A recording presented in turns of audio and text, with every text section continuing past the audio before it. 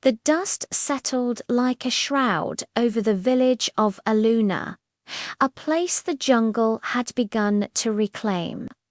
I climbed the last rise, my breath catching not from the climb, but from the sight. Huts of woven reed and sun-baked mud stood like silent sentinels, their doorways dark and empty. No birds sang. No wind whispered through the tall grasses. It was as if sound itself had been forgotten here. My name is Ikwimba, and I seek stories lost to time. Here I felt a library of them waiting to be read. I stepped into the central clearing, my boots sinking slightly into the soft, red earth. The air was thick with the scent of dry leaves and something else, something ancient, like ozone after a lightning strike. The silence was so profound it felt heavy, a physical weight on my shoulders. I walked towards the largest hut, the one that must have belonged to the village elder. The door hung ajar, a dark mouth inviting me into the past. As I approached, a soft light began to bloom at my feet. I froze. There, etched into the dust, was a footprint, not mine. This one shimmered with a gentle silver luminescence. It was small, slender, clearly belonging to a child. Before I could process what I was seeing, another appeared just ahead of it, then another and another, tracing a playful, skipping path across the clearing. The glowing prints pulsed with a soft, rhythmic light, like a slow heartbeat.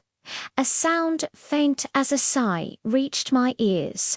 Laughter, the ghost of a child's laughter, echoing from decades past. I followed the trail of light, my heart pounding in my chest.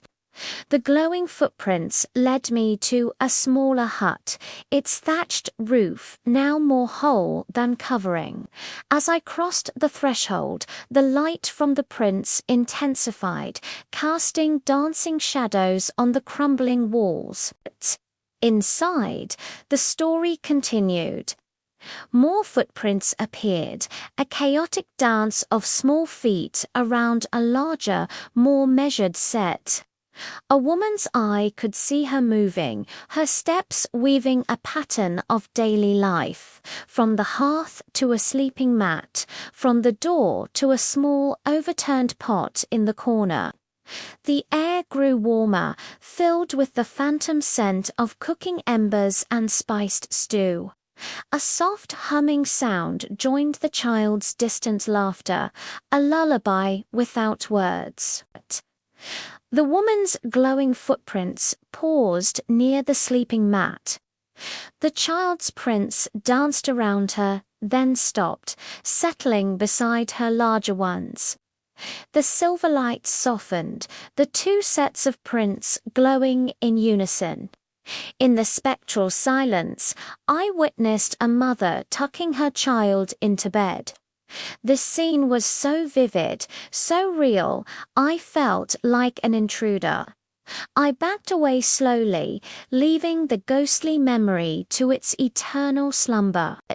Back in the main clearing, the phenomenon spread, footprints began to blossom everywhere, a complex tapestry of light woven into the dust. I saw the heavy, determined prints of hunters returning from the jungle, their steps slowing as they approached the village center. I saw the light, quick steps of young lovers meeting near a great baobab tree at the village edge, their glowing tracks intertwining like vines. I saw the shuffling, weary steps of the elderly, moving from their porches to sit together in the evening sun. Each set of prints told a story. A celebration was replayed near the elders' hut, a whirlwind of dancing feet, their light flashing bright and fast, accompanied by the spectral thrum of drums. A dispute unfolded near the well, two sets of angry, stomping prints facing off, the light they cast a harsh, agitated red. Then a resolution, as a third set of Prinscom authoritative stepped between them, the red light softening back to silver as the confrontational tracks retreated. I was walking through a living history book, its pages the very ground beneath my feet. I spent hours, perhaps days, wandering through Aluna. I lost all track of time, captivated by these silent, luminous narratives.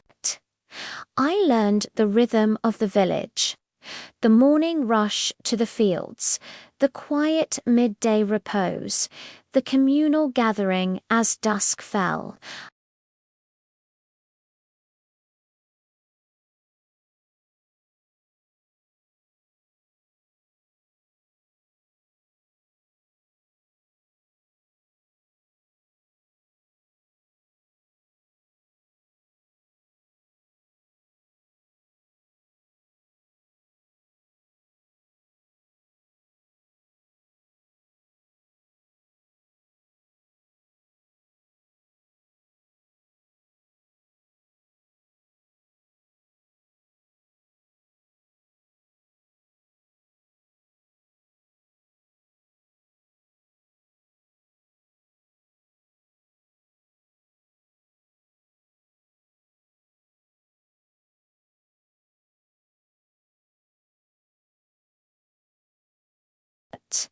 In their place, a new set of tracks appeared, heavy and uniform, marching in a straight, unyielding line.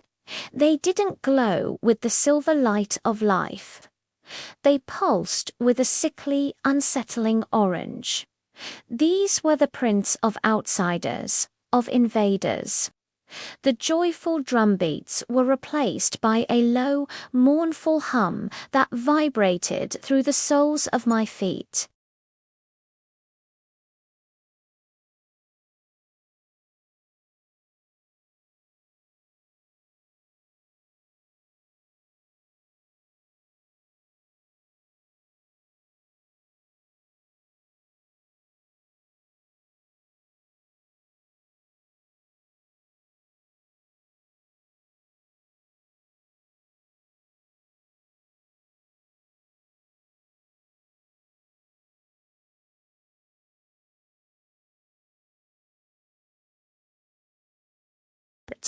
I followed the panicked silver tracks as they fled towards the jungle.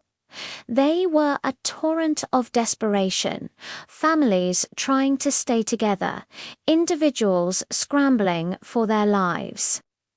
The child's playful prints were there, no longer skipping, but running, stumbling. The mother's prints were beside them, her measured steps now long, desperate strides.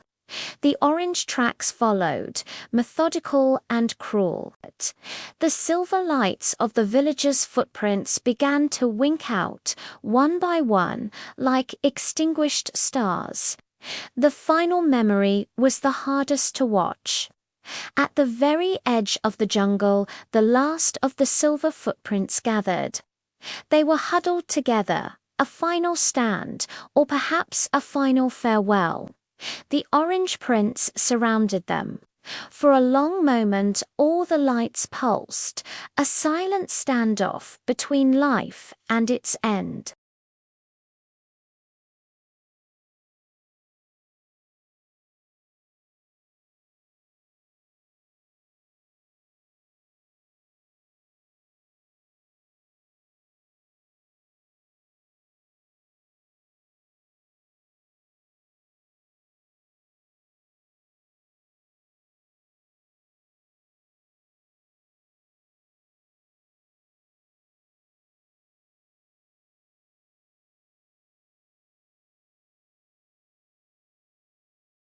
I was no longer just an observer. I was a witness. The forgotten village of Aluna had shared its soul with me, from its vibrant life to its tragic end. I knew then that my purpose was not just to find stories, but to carry them, to ensure that the footprints of Aluna and the lives they represented would not be forgotten. I turned and walked away, my own steps heavy, leaving the village to its silent, sacred rest, its story now a part of mine. Thank you for joining me on this journey. Remember to subscribe for more tales from the world's forgotten corners.